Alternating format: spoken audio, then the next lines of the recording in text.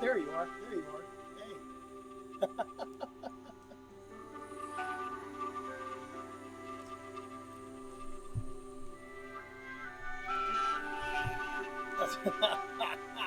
No, it's nothing like that. How you doing, everybody? Hold up a sec.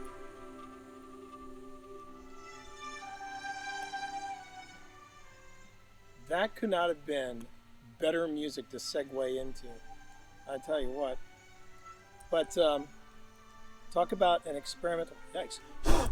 Talk about an experimental podcast or stream, to be sure. Welcome to my backyard. And as you can see by the flicker over here, there's a fire pit going on. I think I got to get a shot of this because I've never actually done anything like this before. So I can just get it. There it is.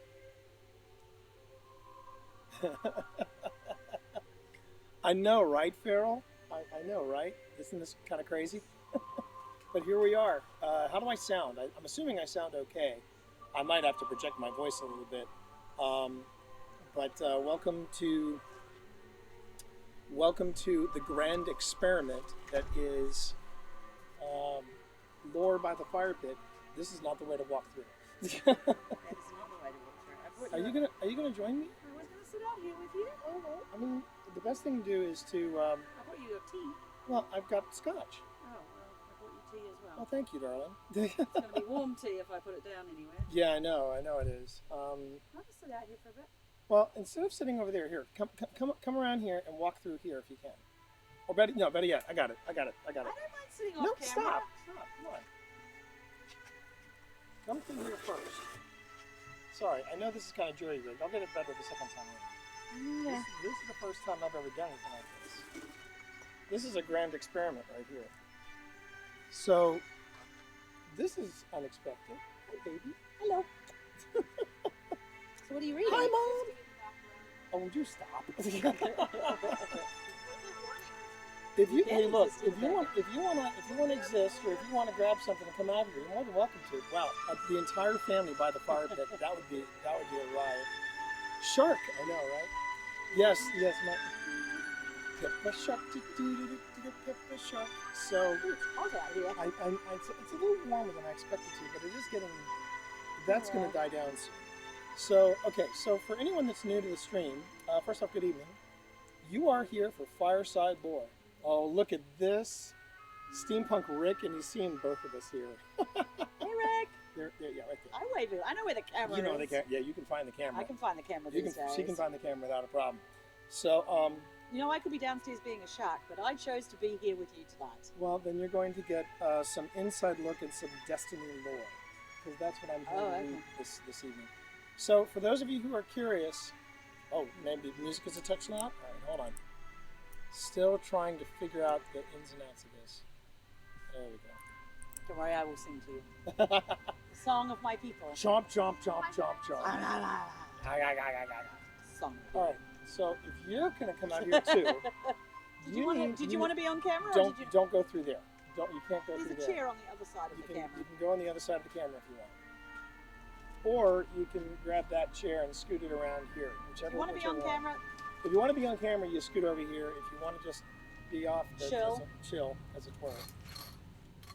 Now the entire. Wow, this feels weird. I was expecting to do this just for the subs and the people who are collecting things, but now I've got the entire family around the fire pit.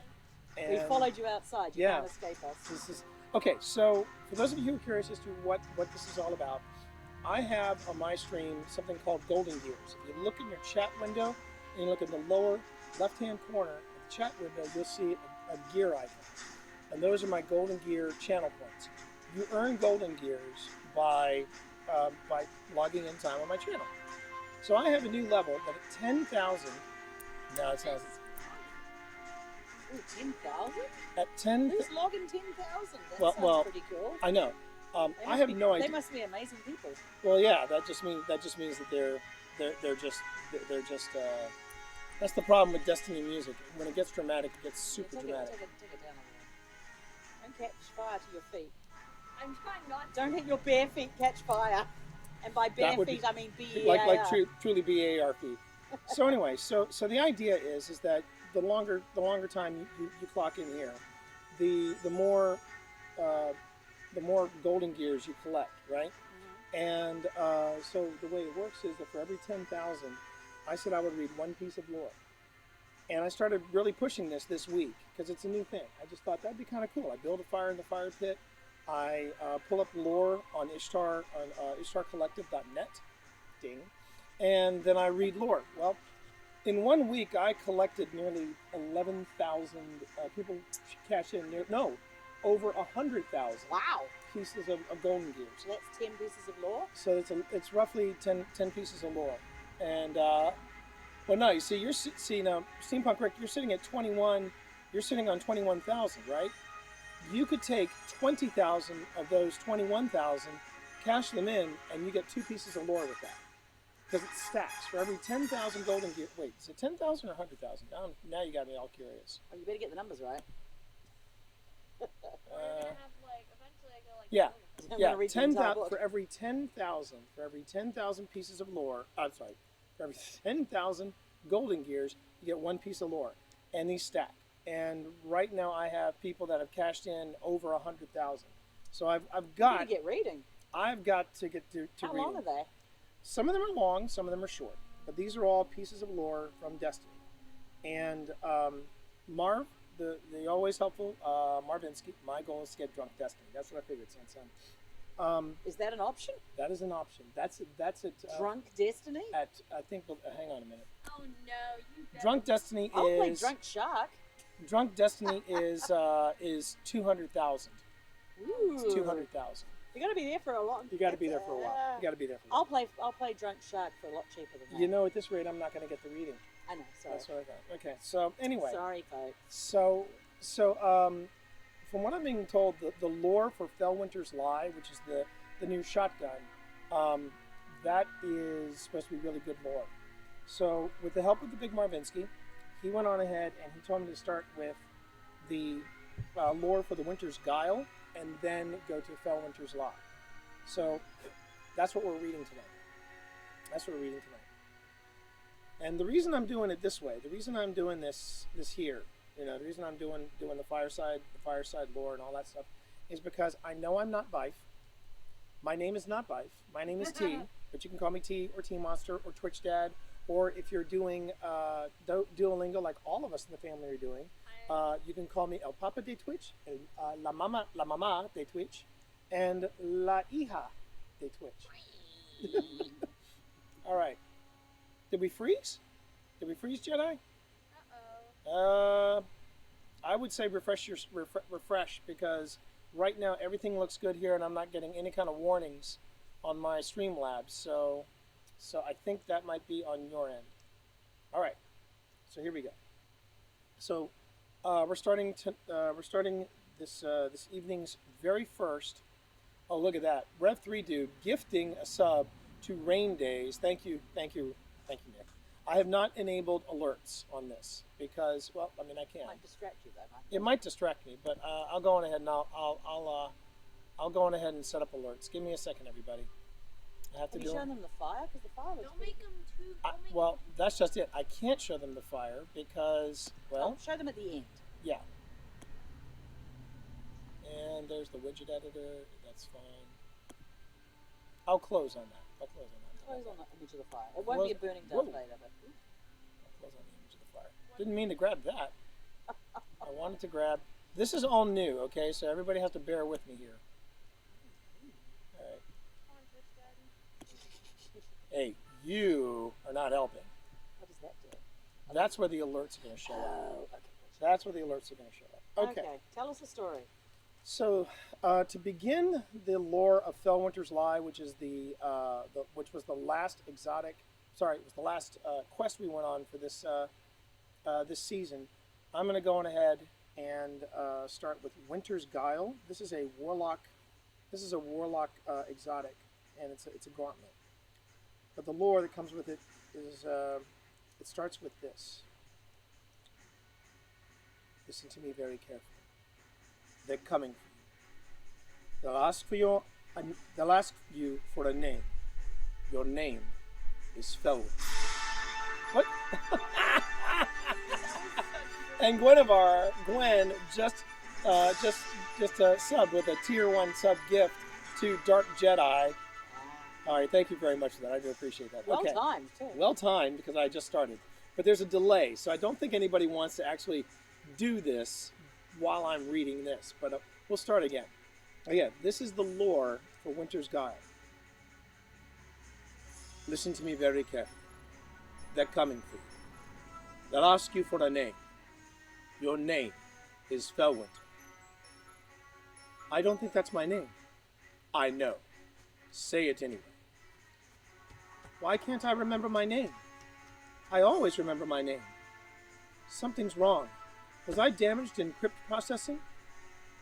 I don't know anything about the deep stone crypt before my time. What the hell are you? You don't trust me. No, you will. You're a very presumptuous little drone. What makes you think that? No one else will help you. It's kill or die. Little Alec Guinness. Yeah, just I'm now, as far as the voices go, I'm making this up as I go. I have no idea which voices I should be using or not. But that was the let's see, Farrell said, love your audiobooks. I've been so looking forward to this.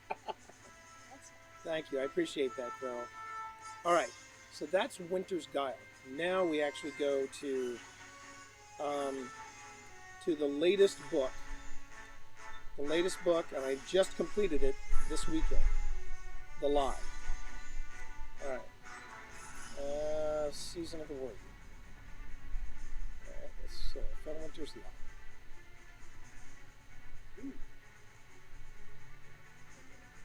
That's not the one. That's not the one I'm supposed to. Oh, that's the Lie. And type basic quest step, advanced season word, right. You have to, oh, there it is. Books. And under books, we go to Season of the Worthy, The Liar. Perfect. Book the Liar. Book the Liar. Oh, and look at that. Spence is hanging in there. Hey, Spence. Spence is hanging in there. Hey, Spence. Okay. Is the music and the audio still working out okay? I just want to make sure that the music and the audio is still good. And just so if anybody's curious, I have a Dark Origins Highland Park. Have a little scotch with us. So here we go. I didn't know that was an option. It isn't. Is that the tea there? Is that the music? Well, I brought the tea out. This is the last of the teas. We're gonna make it last. Okay. All right. Here we go. Here we go. This is the book The Lie, and this is the lore that is directly associated with Felwinter's Lie, which is the shotgun. And here we go with Book 1, Entry 1, The Beginning, Part 1. Arisen Exo stood, dazed, in the middle of what looked like a giant library. He'd never been here before. As far as he could remember, he'd never been anywhere before. He couldn't remember anything. And all he had to go on was the name given to him by a strange silver drone, a name he didn't even realize. Felwinter. All around him were giant, gilded shelves, half of them broken, littered with tattered books and cracked cylindrical cases. He stepped on a book and broke its spine as he walked. The little drone followed him. I know you don't trust me, it said, but you have no choice. What else have you got? I don't know, Felwinter said. He thought for a second. I don't know anything. Exactly. So you should listen to me.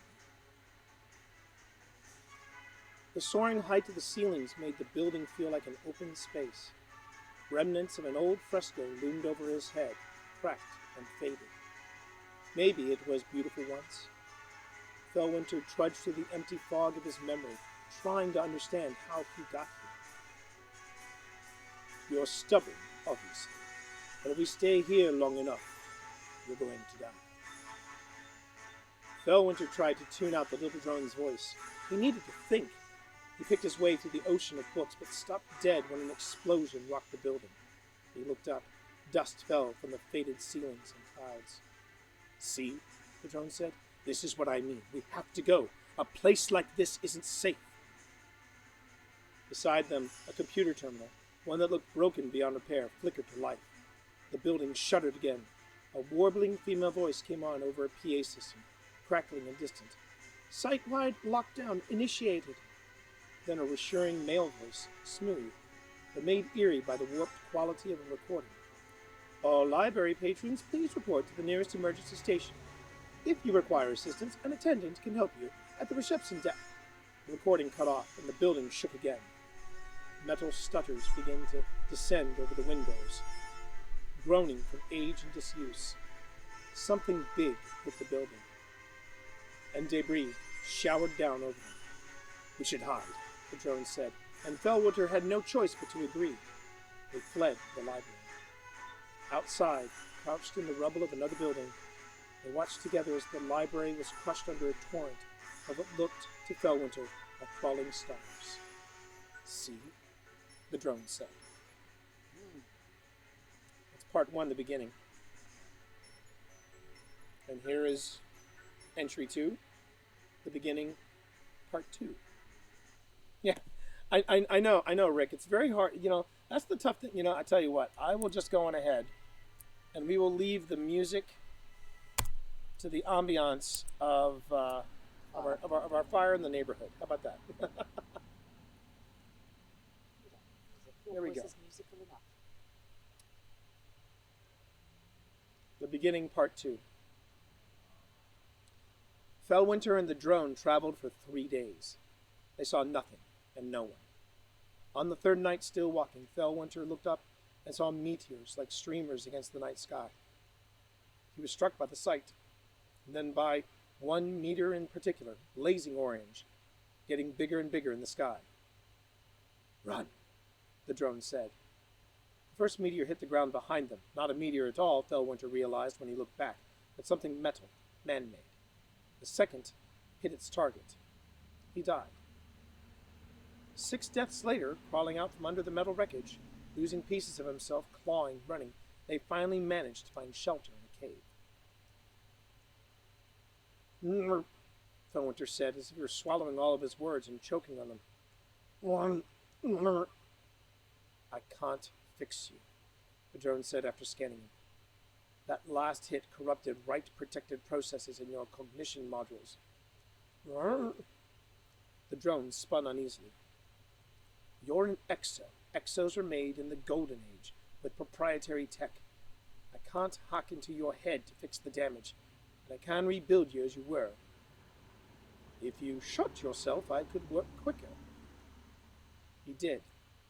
When the drone resurrected him, Felwinter crumpled to his knees. He sat down and put his head in his hands. Why is this happening? He asked. He looked at the drone, trying to read its body language. Because of you. It's after you, isn't it? No, the drone said. I don't know why. Then it gentled its voice. The traveler told me to save you, that something was different about you. That ball in the sky you showed me, it talked to you? I can't explain it. Felwinter grunted and held his head again. His body ached with the memory of 7 deaths, though he knew that was impossible. Can you explain anything? Not really. They sat in silence for a while. Eventually the drone spoke up. We shouldn't stay in one place for very long. I don't think it's safe. Felwinter stared at the ground, then finally looked up at the drone. How will I sleep? You don't need to. But I want to. That's fine.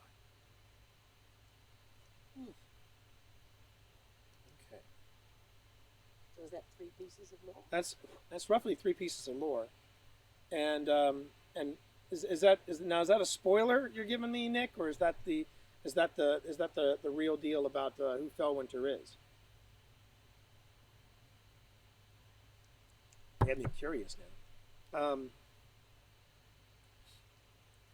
But yeah, this is this is the stuff that I don't necessarily have the time to always dive into. I mean, You've got books with those are different books. Oh, Those are okay. books from earlier. Those are books from like Destiny Year One and stuff like that.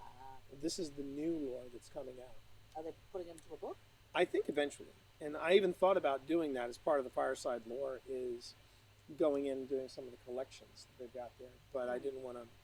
I want to see how this goes first. That's common knowledge. It's about the Golem protocol enacted by the Warmind during the Golden Age of Discovery. Oh, okay. I did not know that. See, this is my problem. I need to make more time for the lore, and I should. So, it's an old lore entry. Got it. Well, the thing about Fellwinter is the old lore entry, but this is all new. This is all new, and this was just released. All right. Next up, this is lore. This is lore piece number 3 from the Lie. It's called The Name. Excuse me.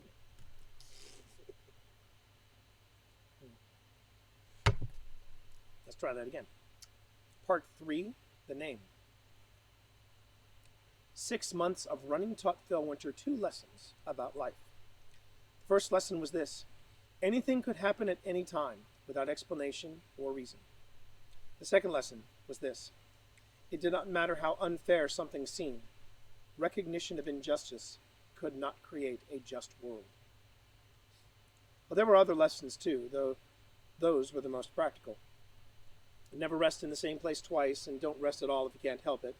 Never cross an open field if a less exposed route exists. Beware of meteor showers.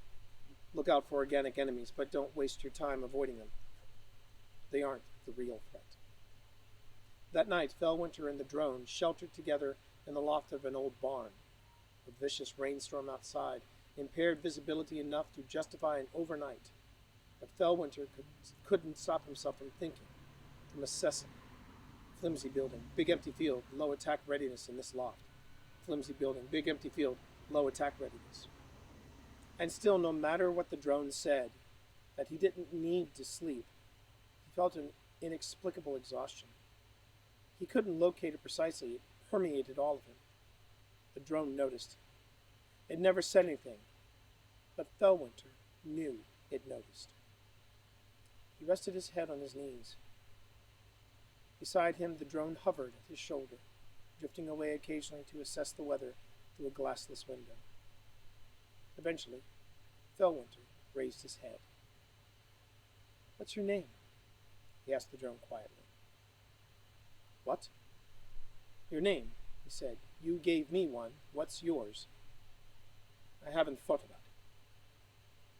Silence fell between them again. They lived in silence. But in recent days, the silence had changed. If before the silence was of strangers, now it had become the silence of a team, where each member knew their job and what was at stake if they didn't perform. The lights of Fellwinter's eyes narrowed briefly into lines as he thought, Fell. He glanced at the drone. "Spring." "What?" the drone said. "Fellspring," Fellwinter said. "That's your name." They stared at each other. "Are you serious?" the drone said. "Fellspring." Fellwinter gazed past her. Silence again. "Fine," said Fellspring. So this is a very deep-based drone or ghost, and we're just going to go with that. It's got that real raspy kind of voice, that raspy, almost Helen Mirren kind of voice. Shall we? Let's go with that. Yeah. Let's go with that. All right.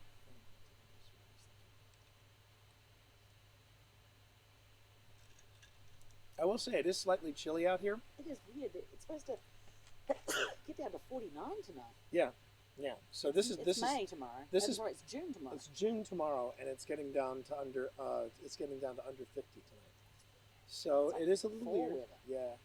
But man, did it get dark really quick. When I came out here to do the setup at 8:30, there was still light to set everything up, and yeah, it got dark real quick. But it's perfect weather. It's perfect weather for what we're doing here. Pretty sure Fellspring is female, but man, I know. I just said Farrell. We're going with a more husky kind of voice, like a Helen Mirren sort of thing. I can soften up Fellspring. See, that was one of the problems that I've always had with lore from a writing perspective. Some lore that you see is just dialogue. That's all it is. It's just dialogue, and you have no idea what the voices sound like. You have no idea what who's talking to whom or who is talking in general. So I always get critical about that. But now I've been doing this voice for the first 3 parts. At the very end of part 3. They go, oh, it's a she. They go, it's a she. So you know what? I'm gonna dock a point away from Destiny. They designed a great game. Their writing skills need a few more modifiers, and we're good. Okay. And that thus ends the critical part of the evening. Now we're gonna get to part 4, and the part 4 of the lie lore is called the Assailant. The Assailant. After 3 weeks without any incidents, Fellwinter and Fellspring stopped avoiding main roads. They started passing by other traveling parties, even a small camp. They never engaged until an Exo Risen asked to tag along with them on his way to a place called Red Valley. Neither Fellwinter nor Fellspring liked the idea, but they both reluctantly accepted it with an unspoken agreement between them that it shouldn't last. "Nice day, isn't it?" said Griffin 11. He looked up at the blue sky and opened his arms. "Good traveling weather. We're lucky." Fellwinter and Fellspring exchanged a look, then focused on the road ahead. Griffin looked at Fellwinter, hoisting his pack on his shoulder. "Where are you headed anyway? You never said." Fellwinter took a beat, too long, to say, "Not sure." This stumped Griffin. Inexplicably, Fellwinter thought, "Huh," he said. "Just walking?" "You could come with us," said Griffin's ghost. She wore a green and yellow shell with flower-like petals. "No," said Fellspring, and then remembered the world of polite conversation. She added, "We're going somewhere. We just don't know the name." Griffin and his ghost absorbed that information, nodding. "An adventure," Griffin said finally with a grin in his voice. "Right? This whole world is an adventure, isn't it? And we get 1,000 chances to live it." Fellwinter said nothing. He felt uneasy. He rarely spoke, but when he did, he never sounded like Griffin did.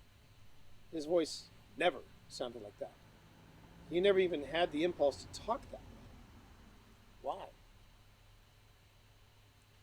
They walked on, passing through a string of abandoned factories.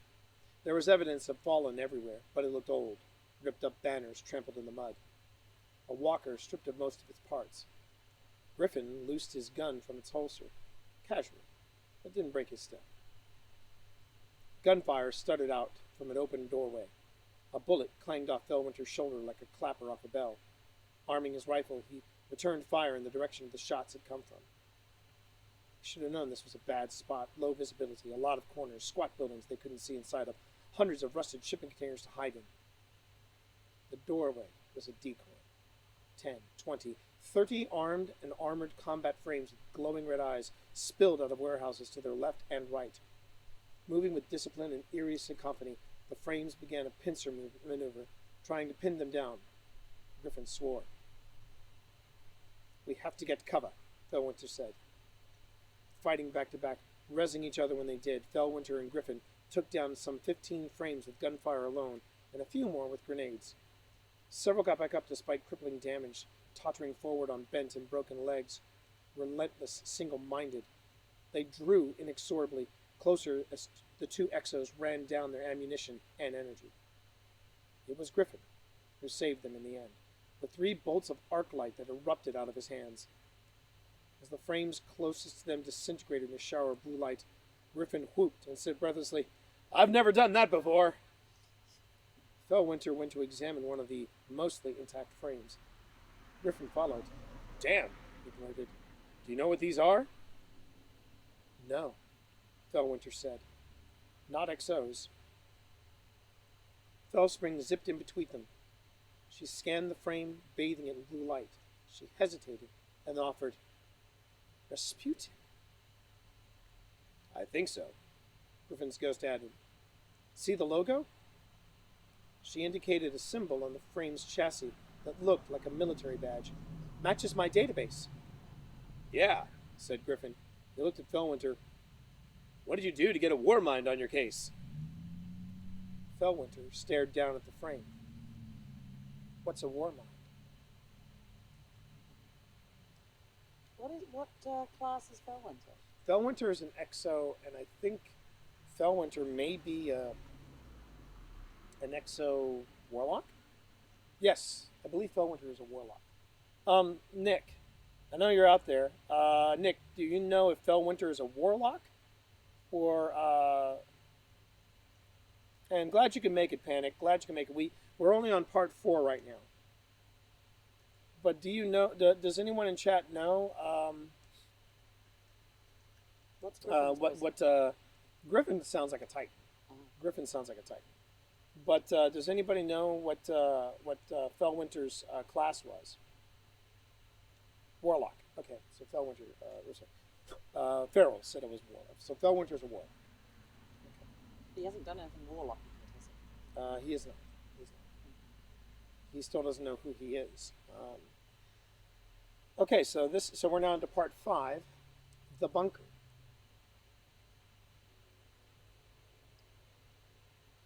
"I can get it open," Fellspring said as Fellwinter pried open 2 rusted metal doors with his hands. "You don't have to do that." The metal screamed as Fellwinter ripped the 2 doors back. That's what we should have done during the Fellwinter Lie quest. We should have just ripped open the doors. I don't know why we couldn't, but we should have just done that. Oh, you looked it up? Thank you, Farrell. The metal screamed as Fellwinter ripped the 2 doors back. They were deep underground in a bunker Fellspring had struggled for 6 days to locate. Now that they'd found it, Fellwinter realized he didn't know what they were looking for. "I don't know very much about Rasputin," Fellspring said, floating cautiously beside him. "I thought he was deactivated or destroyed in the collapse." Fellwinter walked forward. The room was like a time capsule, untouched, preserved, as if technicians might walk in at any time to work the control panels lining the walls. It reminded him of the library where he'd woken up, just in its complexity and maybe beauty. Was this beautiful? He wasn't sure. "So why would a war mind be after us?" Fellwinter muttered. Fellspring hovered to examine a flat black surface on one of the control panels. "I don't know." Fellwinter came up beside her. He hesitated and then reached to touch the shiny black surface of the panel. It blinked to life under his hand, bright code and controls glowing orange, rearranging themselves as he dragged his finger across them. "How did you do that?" Fellspring whispered. Fellwinter shook his head. He touched another black panel, and lights came on all over the bunker, waking it up. "I don't know," he said. So Shelley, aka Pink Phoenix, you remember Shelley from the Galacticast. Oh yeah. She said, "I like listening to the T-Monster read, so relaxing." It is. Well, I'm glad you could join us. And again, this is the first time I've ever tried this. This is Fireside lore, and I've basically created an outdoors rig, and we're getting dimmer because the fire started to go down a little bit. So give me a second as I stoke the fire. You going for 6? I'm going for the whole thing. I got to read the whole book. I got to read the whole book. Ooh, hey, that's the starter log. Ooh. There we go. There we go. Watches the embers fly. There's proof that if you wondered, is he really outside? Is he really doing this? Yeah, he's really doing this, Chad. Ah. I'll throw in another log on the fire. Ooh. Perfect. Hopefully you don't catch fire live on Twitch. If I do catch fire live on Twitch, it's going to be great Yeah. for the numbers. So you don't want me to beat you out then? do you? No, don't beat me out. Just Whatever let you do, don't beat me just out. let it I'm really enjoying it. Pardon me if I fall asleep. You need a mic so we can do ASMR. No, God. go. Only for money. Only for the money. All right. So we are now at part 6 of the lore. And for those of you who are just joining, this is Fireside lore. This is part of my Golden Gears redemptions. Basically, in the lower left-hand corner of my chat window, you'll see that I've got. This is the Shadow's Edge. I sent you guys something on Friday. Oh, thank you, Shadow's Edge. Thank you very much. We'll keep an eye out for it. Great, thank you. So you send it where? Did you send it to the P.O. box? I'm curious. Because we have to go in there. Ooh. If it's not going to the P.O. box, if you just say no, then I'll know it's not. Oh, the Brewmistress. It's the Brewmistress. Oh, okay. So yeah, okay. So we know now. I didn't recognize the Shadow's Edge. Yes, the Imagine That address. So okay, perfect. We'll keep an eye out for it. But if you look in the lower left-hand corner of my chat window, you'll see that you've got. Actually, if you want to send the pillow to the P.O. box, you can do that. Panic. That's a great place to send it. Do you want to do that? If people want to send gifts, yeah, yes, okay. yes, the Yeah, send it to the P.O. box. That's what That would it's be for. perfect. Woo. Got it. So the Brewmistress changed her Twitch name to match her gaming name, which is a good way to go. Which is a good way to go. So anyway, so the Golden Gears you collect the longer you spend time at my channel, and I set up at the beginning of last week. I set up this thing where for 10,000 Golden Gears you could redeem one piece of lore, and then I would after I get so many, I would build a fire in the fire pit, and then we would go on ahead and we would have a reading out by the fire pit, and in 1 week I got over 10. I got over 10. They stack. So I had well over 100,000 pieces of Golden Gears redeemed, and now I'm reading some lore from Destiny, and this is the lore that comes with the Fellwinter's Lie, and this is the book called The Lie. We're at part 6 now, which is called The Mountain. Warsats and combat frames found Fellwinter and Fellspring everywhere they went. They weighed the pros and cons and decided that a fortified home base was safer than picking a new ramshackle camp every time they wanted to rest. It was risky, but so was everything. So Fellwinter climbed a mountain. At the top of it was a pre-Golden Age observatory. They'd found a map in the database in a Seraph bunker. It was the perfect place to hide, and had a 360-degree view of the surrounding area. Existing structures that could be fortified, a mountain they could burrow into to hide themselves beneath thousands of tons of rock. "He won't find you up here," Fellspring said. "Or, at the very least, you'll see him coming." She sounded almost hopeful. Maybe we could finally stop running. Fellwinter looked wearily at the sky and said nothing. The only problem with the mountain was that it was occupied.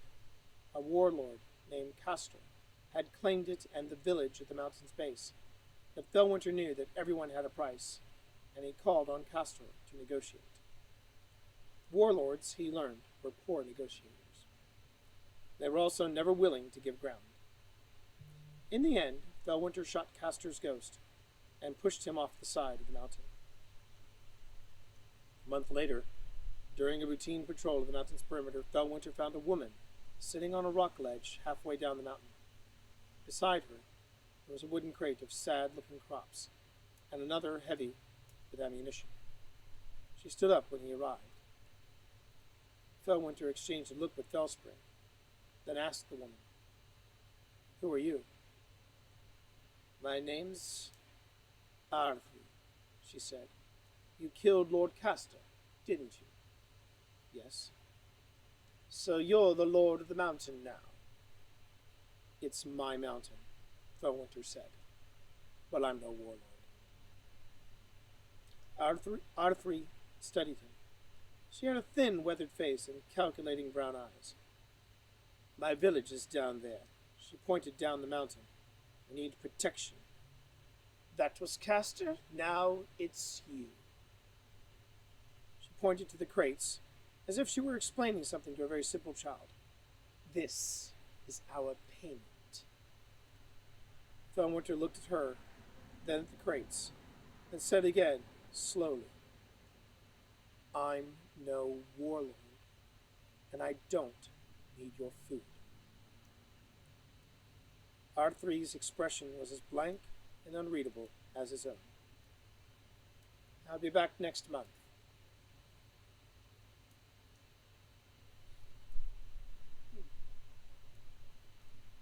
Rev 3, Nick, basically saying, Felwinter is a straight-out murderer.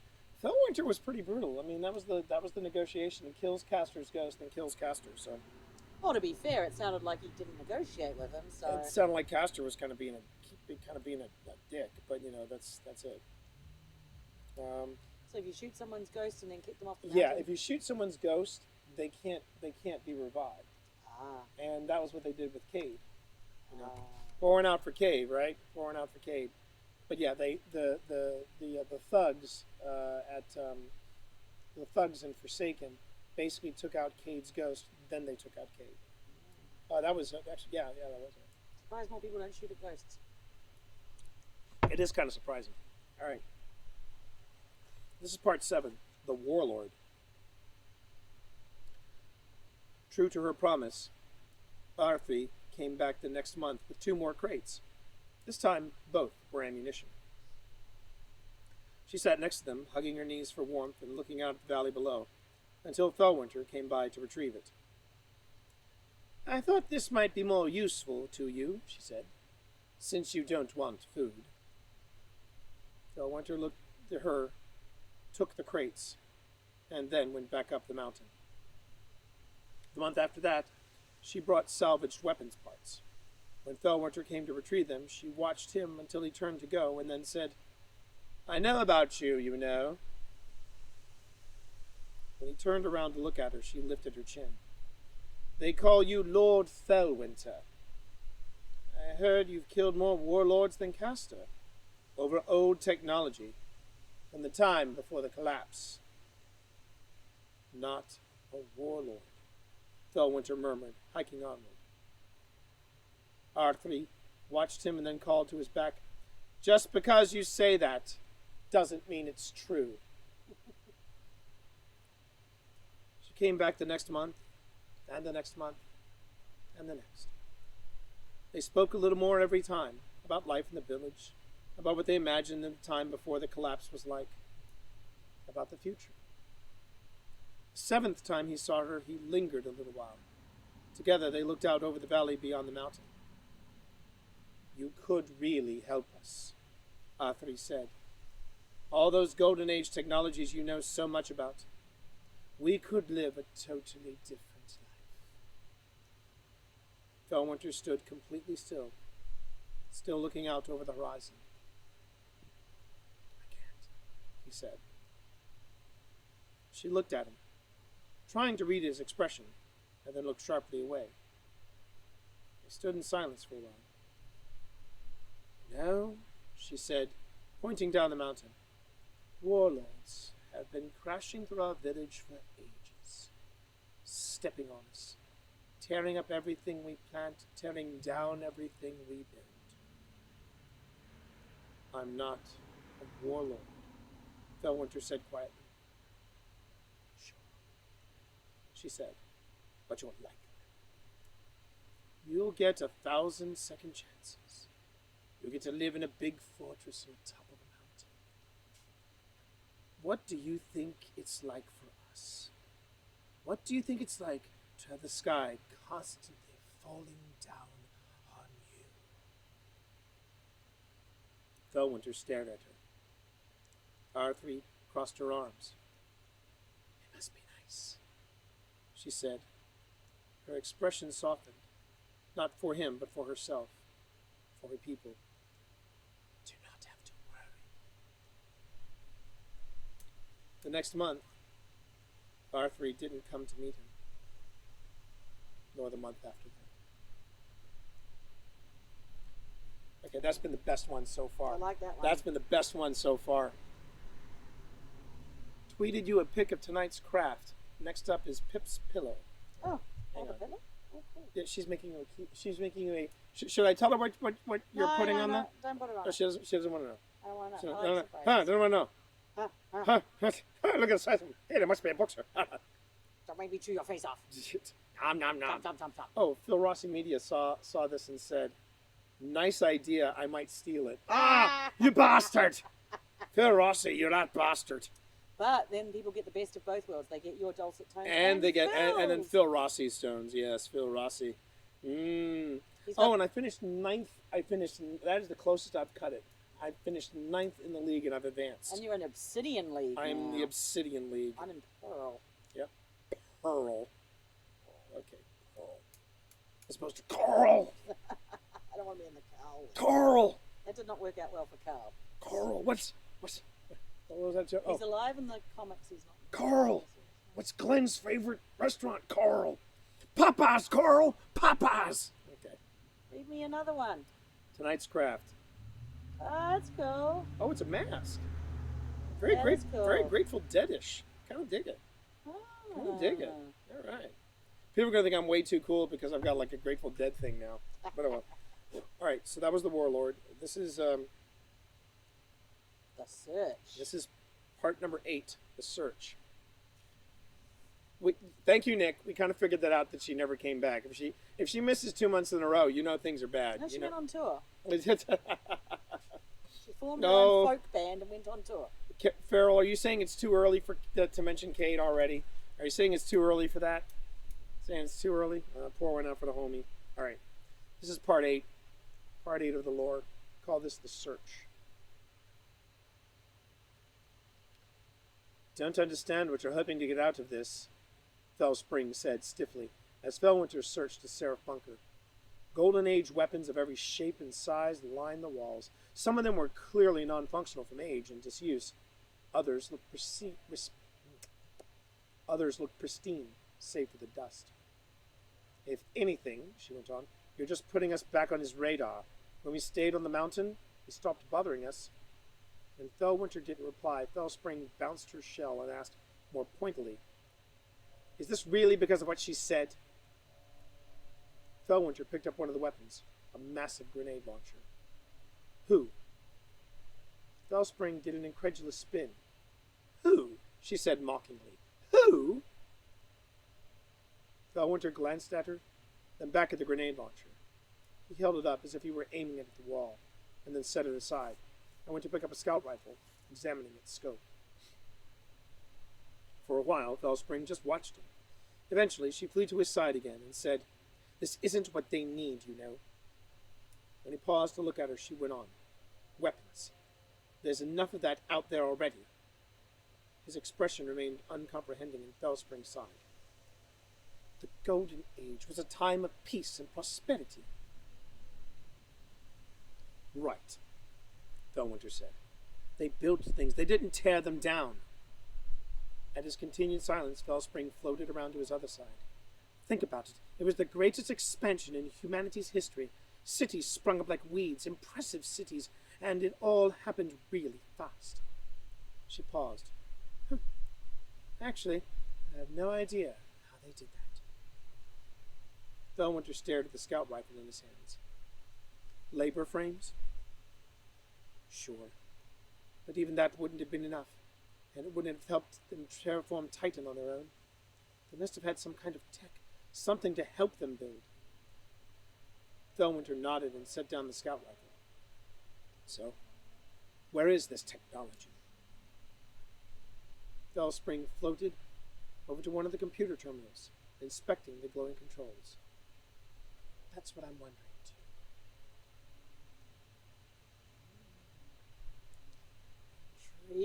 We're going all the way to the mistake. All right. This one is part 9. Now, just so you all know, too, I should have probably mentioned this. This is the first time I'm reading it. So you're learning it as we go I'm along. learning it as we go. And this is, but I mean, that's some of the best stories, aren't they? The stories that you read by the fire and, and just enjoy. I have 2 Dogfish Head beers in my fridge, waiting for when I can get you to join me on the books and beer. Perfect. That sounds good. I'm okay. I got some Dogfish, and I have some Stone in my fridge for next time we go sharking. Ah. Oh, that was the other thing I should have mentioned too on the podcast when we were talking about Pip. Dogfish is a great beer to drink while I'm sharking. Yes, it is. It actually is. You're right, because it is Dogfish is a kind of a shark. Shark. You're right. But the thing was that so chat, something you might want to know about Pip with Maneater. For those of you who were there on Friday, Pip then went back into the game on Saturday. Not only did she go from pup to adult by the time she was done, she took out, I kid you not, within 5 minutes of him showing up, the first shark hunter. It was what was Bobby. his name? No, Bayou Willie. Bayou Willie. And he was more like Bye Willie, because we're talking. Arrived and Not even 5 minutes, chat. Not even 5 minutes. Bayou Willie came up on his jet ski, and Pip literally hopped Trey out of the water. It landed on Bayou Willie and chomp, all nom, and Bayou Willie were done, Cher. Bayou Willie were done. I did practice quite a lot jumping in boats and chomping on people. That she did. I also worked out how many people to chomp before things get hairy. You can chomp quite a few people in Man-Eater before people come after you. Did you want to try reading any of them more? You want me to read some more? Come on, man. I You got can a read some great more. voice for the Moors. I mean, you got an idea of what's going on, so.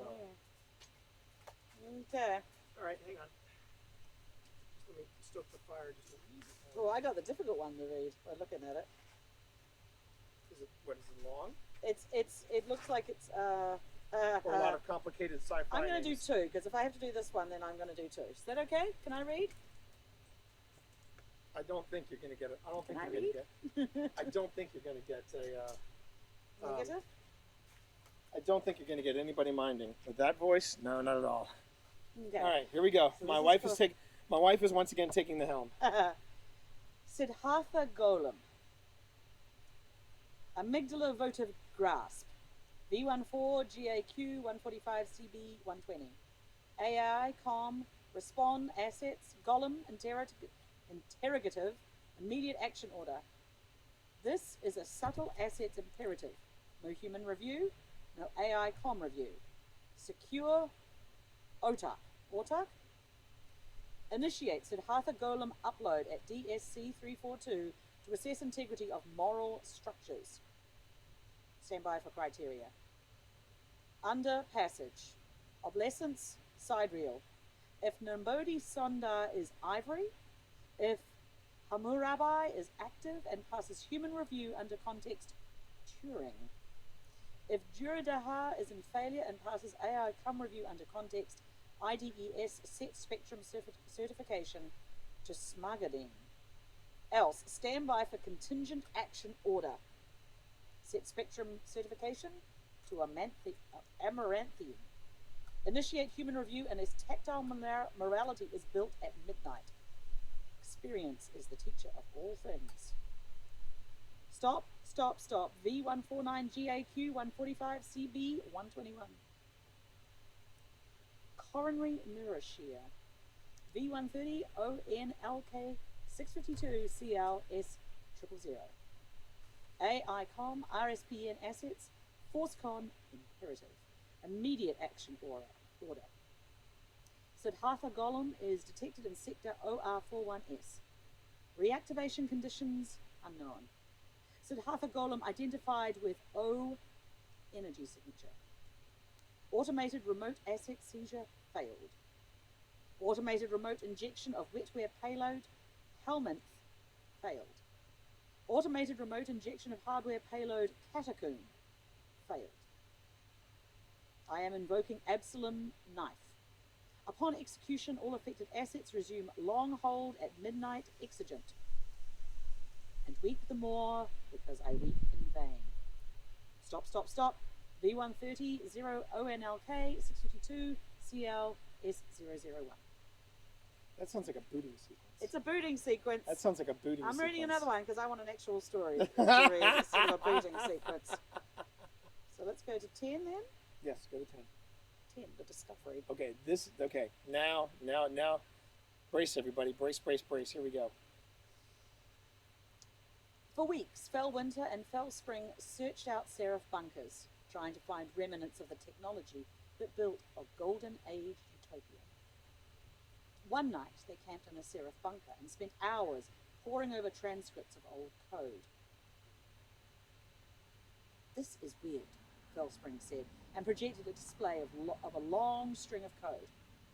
Look, in the Golden Age, Rasputin executes a protocol called Siddhartha Golem. No idea what it is. Some kind of knowledge gathering? It gathers a bunch of transcripts. Conversations with humans, recordings of music, a huge database of literature. She whirred, and the projection flipped through thousands of words of code, then stopped again. Here, early Dark Age. A sub-mind in old Russia says Siddhartha Golem is active and gone rogue. Her voice dropped. Around the time I found you. Fellwinter studied the code. It was almost like sight reading, not quite effortless, but like a native tongue he'd forgotten. But what is Siddhartha Golem? He murmured. Fellspring zipped back and forth through the code again at a nervous, stuttering pace, then stopped it. Then scrolled through the code again, stopped. Scrolled again, stopped. Wait, her voice quivered just a little. See that? This is the first time Siddhartha Golem is mentioned. She paused, then went on quieter. It says, initiate Siddhartha Golem, upload at DSC 342. A beat. DSC Fellwinter. Fellwinter was silent, thinking uncomprehending. DSC? He asked quietly. Deep stone crypt. She was almost whispering now. Siddhartha Golem was an XO. Fellwinter looked down at himself, at his hands. He turned them over, studying the worn metal of his palms. The silence filled the bunker nearly to bursting. To Fellwinter, it felt like years until either of them spoke again. The whole time, Fellspring watched him, frozen in the air. He's you, she whispered. That's another good one.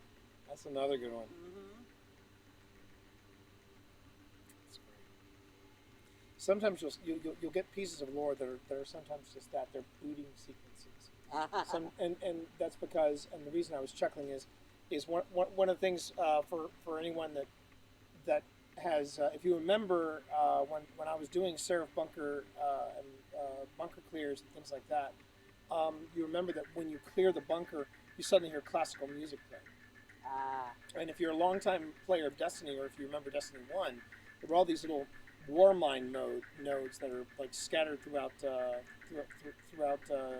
Cosmodrome and also parts of Mars. All of them play classical music. And that's something I always liked about. Well, they're probably worried about copyright. I mean, the war mines, they're very worried about that because there's probably a legal war mine. There's probably a legal war mine, yeah. That comes after them. Right. I felt like Pip needed some dramatic music. You don't. Okay. Yeah, there are indeed too as well. Exactly. I love the war mine lore. That's really the main reason I wanted that almighty seal, and I wanted to get that seal, that little emblem that you can purchase, is because it has the war mine seal on it. And I've just always any of the the stuff from the War Mind I've always been a fan of. So that was a big thing. Hey, how you doing, Unicorn? How you doing? Okay, so So you do one and I do one. I like reading. Felt Felt like I'm participating. Felt like I'm participating. Well, I thought you wanted to come out to listen, but if you want to participate, I don't. As long as hey, nobody look, minds. look. I could listen to Pip read a phone book, in my opinion. There was Can you find a phone book these days to read? Okay, sorry for those of you old enough to remember what a phone book was, but I will tell you this: there was a time where Pip and I were not in the same hemisphere, and I would fall asleep to her reading. She did a lot. I could put you to sleep with you. Yes, you could. But she did all kinds of different, and she still does fiction podcasts and things like that. We should have a new Tales from the Archive coming out very soon. Probably not this week, next week. Probably next week. And from somebody in chat. From somebody in chat. Keep in mind, wink, wink, nudge, nudge. Say no, Nick. But the thing is that yeah, I can grok it when listening to Pip read. And if she's reading Destiny lore, that's the best of both worlds, in my opinion. Okay, so here is entry 11 of the book The Liar. This is called The Iron Lord.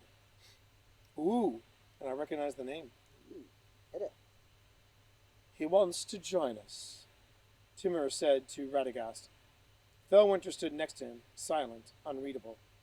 Unlike other exos Radagast's had seen, he didn't seem to have any emotion mods beyond the factory setting defaults. It was unnerving. Radagast tipped his chin to Felwinter. Timur says you have an interest in the Golden Age. In the War Mind, Timur said. Rasputin.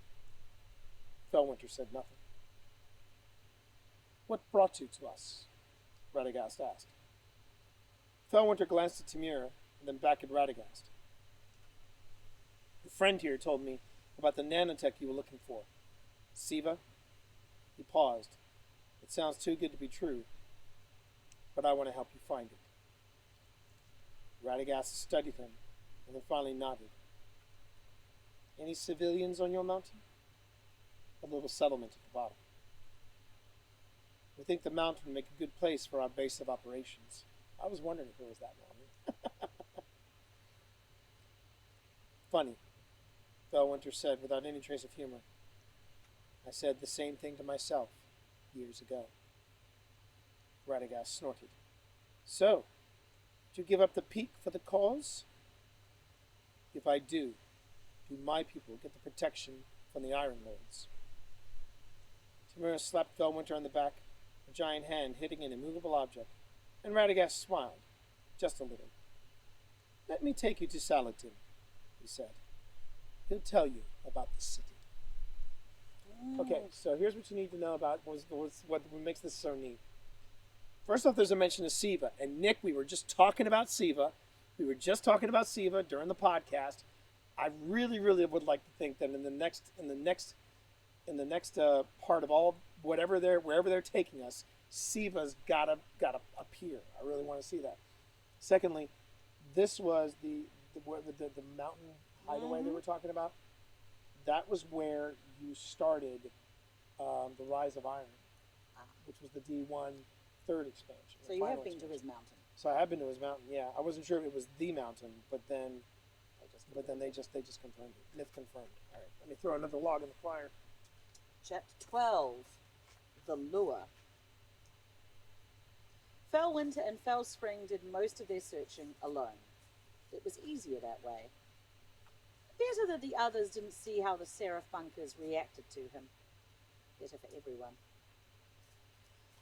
In a bunker on the outskirts of the Cosmodrome in Old Russia, Felwinter browsed through maps of old, deactivated Golden Age facilities, looking for anywhere that might have housed Siva or Siva-related research. At the same time, Felspring decrypted and searched old command records for signs of Siva.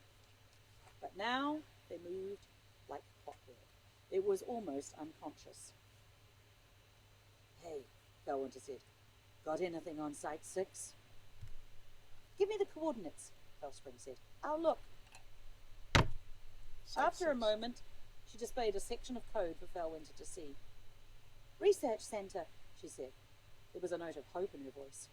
Containment facility for something called Amphion Lyre. Do you think?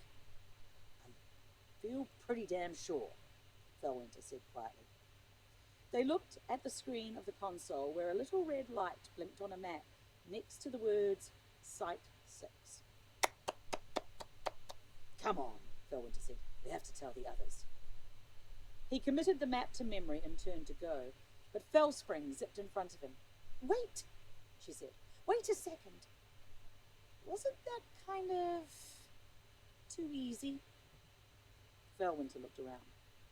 We've been here for hours, he said, and we've been searching for years. Sure, Fellspring said, but not as long as it took to find Siddhartha Golem. Not as long as it took to get away from him. Compared to all that, this was too good to be true. Felwinter said nothing, and she went on, close to pleading. After everything, why would he do this? Why would he just drop this in your lap? He didn't, Felwinter said. We found it. Fellspring didn't scare easily, but she sounded scared. He let us find it, Felwinter.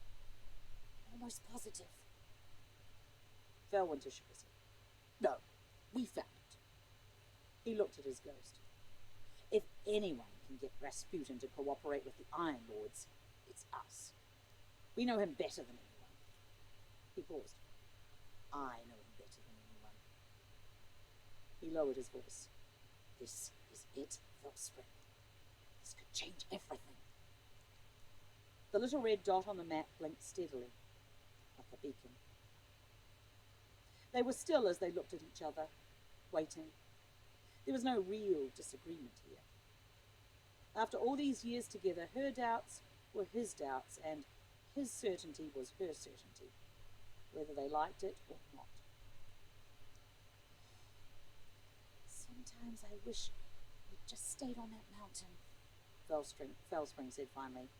Alone. Me too, said Felwinter, turning to the door. But we didn't. Ooh, getting interesting. Now, here's the thing. Site 6, that plays heavily into, if you remember from the days, for those of you who have played D1, Site 6 is where the final battle happens in the story mission of Rise of Iron. So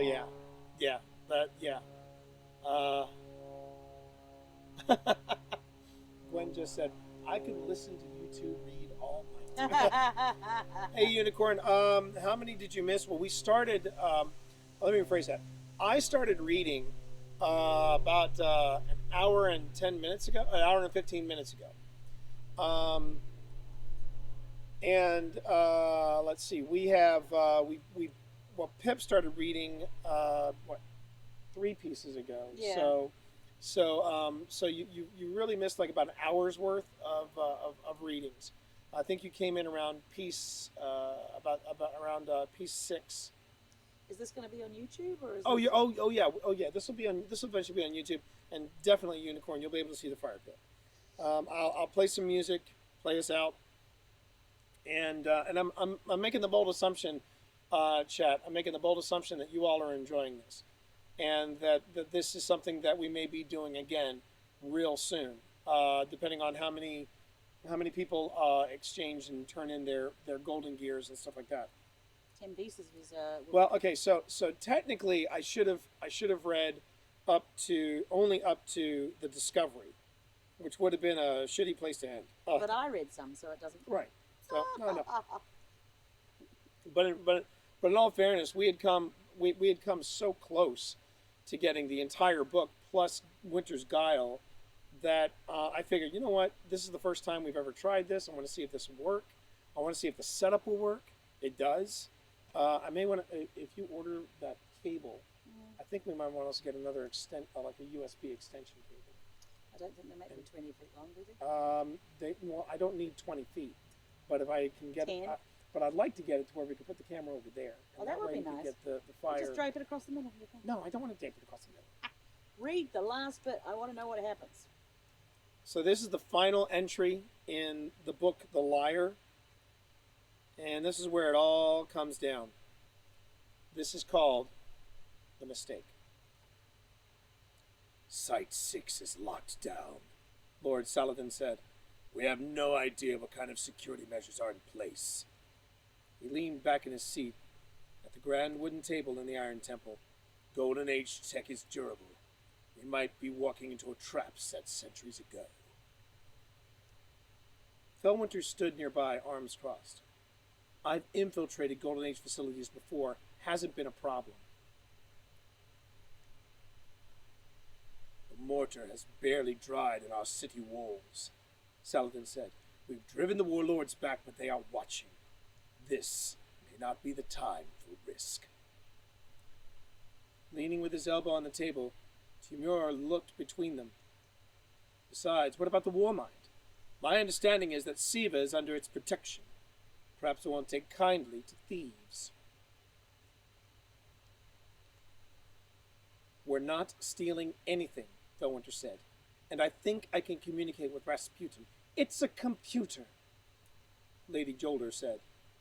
It'll do what it's programmed to do, no matter how clever your arguments are. Rasputin's primary directive is to protect humanity. He'll listen. Timur said, smiling a little. So personal. Felwinter looked at him, and then back at Saladin.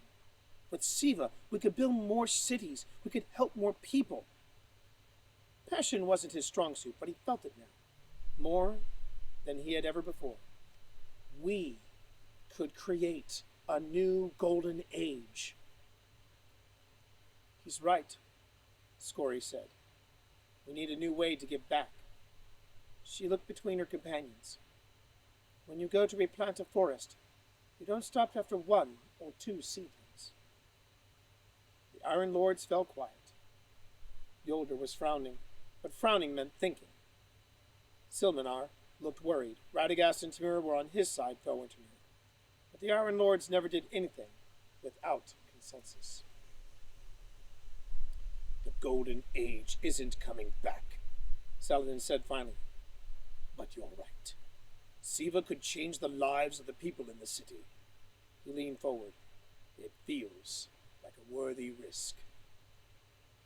The others murmured amongst themselves, considering. Perrin spoke above the chatter. Well, why not? We don't want people to think the Iron Lords are retired, after all. And that was the mission that wiped out the Iron Lords. Ah. Wow. So Wow. do you find out what happened to Felwinter? He dies. Oh, in that? Well, he's one of the Iron Lords that goes and basically what you find out during the quest for Felwinter's Lie, and that's why it's called Felwinter's Lie, or at least that's why I think it's called. Well, actually, hang on a minute. Since we're talking lore here, hang on a minute. So when is this set compared to? This is set before Destiny Year 1. This is set like how far before? Like 100 years or 10? Honestly, I've never figured that out. But it's after the collapse. It's before. People are starting to go towards the tower. They're starting to go towards the last city, and so that city they built is the last city. Yeah, that's what they were talking about. That's what they were talking about. But let's see. So did they have all this lore worked out before they? I assume so. Honestly, I assume so. Yeah. You can't build a big world without having. And this is the lore that comes with Felwinter's Lie. And now I know who's talking here. We can't tell anyone. Do you know how powerful a war mind is? I know you do. We've been running for one for centuries. Not just powerful either, intelligent. Storing every secret of the Golden Age, from the Traveler's arrival right up to the collapse. Imagine if people realized you had all of that buried somewhere in your head. Just imagine. So we can't. We can't tell anyone. You're something totally new, part guardian, part warmind. There's no one else like you. I think that's why the traveler sent me to you. But other people won't understand it, and Rasputin will never, ever stop coming after you, after us. Ever. So it's us, Felwinter. Just you and me. This is our law, and ours alone. And what happens is during this, that's the lore that comes with the gun. But the thing was, what you find out during the quest for Felwinter's Lie is that the Warmind lured the. That's the bit where she was saying it was too easy. Yeah. She was right. It was. She was right. It was too easy. The Iron Lords were lured by Rasputin, and that mission didn't go well. There was only one survivor of that, and that was Lord Saladin. That was fun. That was fun. So yeah, chat. First ever Fireside lore. We should show them the fire. And to prove. So could you watch this screen, hon, as I turn this around? Okay. Just watch that screen. I'm going to turn it around. Down a bit. Oh, you're too far. That's too far down. That's too far down. Yep. Hang on. And perfect. Perfect. There you go. You heading in? I'm heading in. All right. Good night, chat. I'll wrap it up. I'll wrap it up here. Do you need me to take your water? Your tea or your? Well, this is you can take the scotch, leave the tea. Take the scotch, leave the tea. Yeah. Take the cannoli. Blair Witch Fire Project. Good night, chat. Please do it again. I would love to do this again. Thank you, baby. Thanks for joining me. Good night. And we've got a nearly full moon. Oh, it's really this was the perfect night to give this thing a try. And I'm glad you all enjoyed it. Let's finish this up proper. So I don't want the fire to die out while I'm talking to you. But yeah, I wanted to try this, and Gwen, about doing it again. I mean, I can do it again. It's this is one of those things where it's like weather permitting, just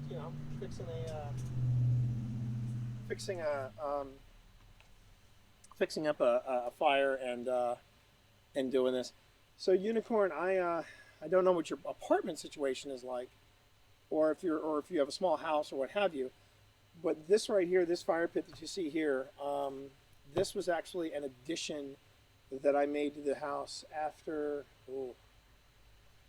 I moved back in after Nat passed away, and I was making the house my own, and it was a tough time because of a lot of reasons. But one of the things I remember when I got back into this house is I said I'm gonna reclaim it and make it my home again. And one of the first things I did, Unicorn, was I got a small, maybe half this size. I got a little fire urn. Real simple, had a little cage on top of it, and I just wanted to have something like this because I've always found open fires,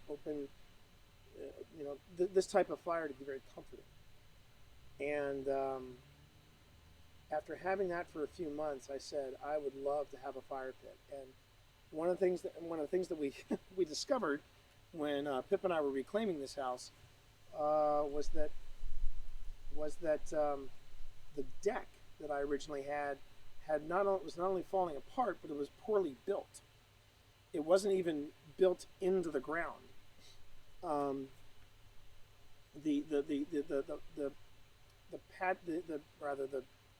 The deck that I had was just sort of resting on the ground.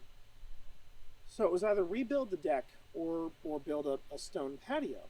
And when we priced it out, it turned out that a stone patio with a completed walk and a fire pit was cheaper than building a wood deck. And I said, well, then I guess we're getting a stone patio. And and when they offered me the chance to get a fire pit, I leapt at it. And this fire pit has seen a lot of scotch, a lot of bourbon, a lot of time with friends, um, a lot of deep discussions, a lot of light discussions, many toasts to uh, friends near and dear, friends that we have lost. Um, this is the first time I've ever done storytelling and streaming by the pit, though, and I think this is something that we should be doing again. Um, Yeah, the what I was going to say though is that if you're like if you have if you're on a ground apartment and you've got a little patio, I would imagine you could have like a little covered fire pit, like a tiny one, or a little fire like urn or whatever they call it.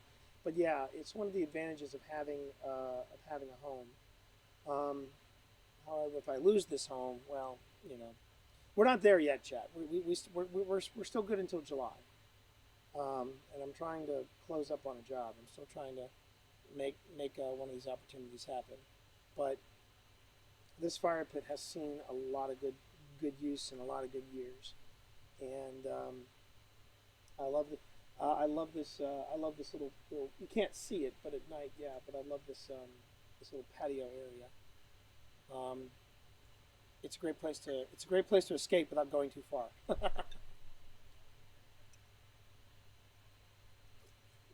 But I think we can call the first. I think we can call the first attempt at fireside lore a success. I think we can do that, chat. I'm going to move the camera back here. Um, and I can tell you this too, chat. From my perspective, that was an absolute blast to do for you all. That was really fun. That was. Let me just get there. We go. That was really a lot of fun. Um, I I did. I enjoyed that. I enjoyed that a lot. Uh, so again, if you're curious as to how we make this happen, and the best way to make this happen is you all go on ahead and you redeem 10,000 golden gears for one piece of lore, and it all stacks. So if you donate 10,000 pieces of lore, or sorry, 10,000 golden gears. If you have 20,000, that's 2 pieces. 30,000, 3 pieces, and so on and so forth. And all you got to do is just go on ahead and just redeem those 10,000 golden gears, and you get a piece of lore. And if there's specific lore you want me to read, I'd be more than happy to. I will if the fireside lore, if people don't redeem it for fireside lore, and the weather's good, I may just do this on a spontaneous thing, but then I get to pick the lore. So it really comes back down to donations from the community and making something like this happen. But if you were to ask me, was this fun? Oh yeah, it was. This was hella fun. This was hella fun. Okay, so I'm going to go ahead and wrap this up. That means I need to scoot back over this way, and I need to look and see who we are going to do a spontaneous raid to tonight. We might go and raid the Bonge again. Let me just double check that. See if the Bonge is on.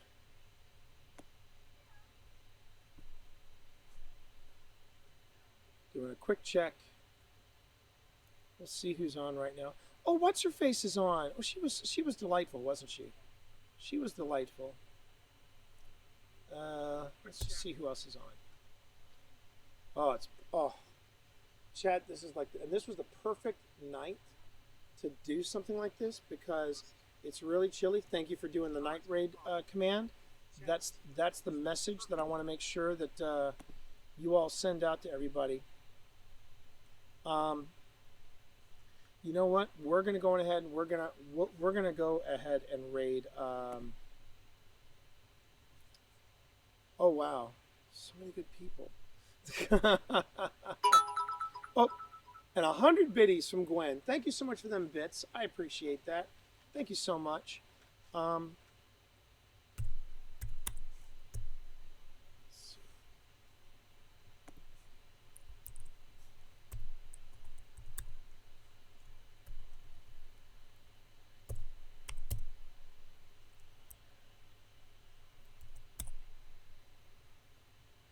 Actually, you know who I haven't raided in a long time, but I think it'd be fun to raid? Burnbox.